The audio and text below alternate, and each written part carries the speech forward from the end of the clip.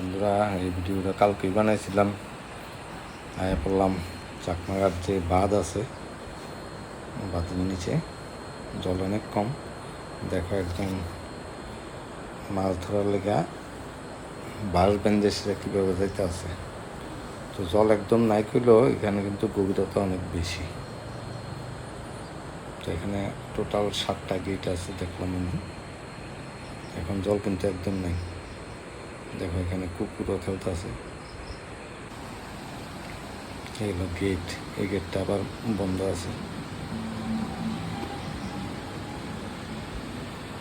গেটগুলো কিন্তু অনেকটা লম্বা বড়, কমসে কম 20 ফুট পাশ হইব। এই গেটটা খোলা আছে। কি বৃদ্ধি, মাছ ধরার লেগে জাল কীভাবে লাগাইছে, প্রত্যেকটা তৈরি দিয়ে সুন্দরভাবে জাল লাগা গেছে যাতে মাছ হয়ে আটকায়। এই গেটটা খোলা আছে। মাধ্যমে প্রত্যেকটা মোটর দিয়া দেখলে এই জায়গাটা কিন্তু অনেকটা গভীর। দেখো একদম মাছ ধরতে আছে, দেখতে একদম ছোট মনে হইতেছে।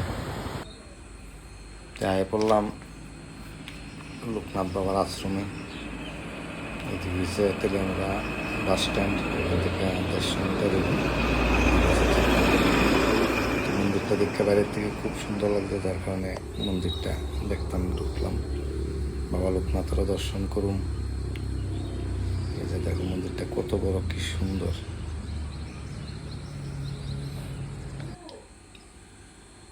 আমি গেছিলাম বিকেলবেলা, কমসে কম 3টা বাজে। তো পূজা হয়ে গেছে কিন্তু গেট বন্ধ। তো দেখা যাক বাবার দর্শন পাওয়া যায় কিনা।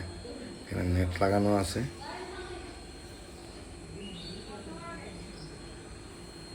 এই যে সবাই দর্শন করে নাও। মন্দিরটা কিন্তু খুবই সুন্দর, মানে কি কমু। আমি আগে কোনোদিন আইসি না, দেখছিও না। হঠাৎ করে যাইতে সময় দেখতে পাইলাম মন্দিরটা।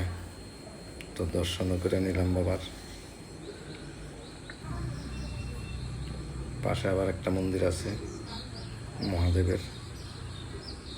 এই মন্দিরটাও খুব সুন্দর, একসাথেই দুটো মন্দির। এখানে নন্দীটা দেখো কি সুন্দর।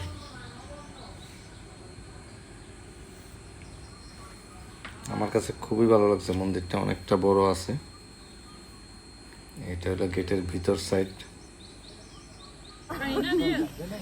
বললাম আবার বর্মরা কিছু সবজি নিতে। এখানে আবার বাজার বসে। আমি লতা, চাল কুমড়া, লেবু অনেক কিছু নিয়ে নিলাম। আমরা একবারে বাড়িতে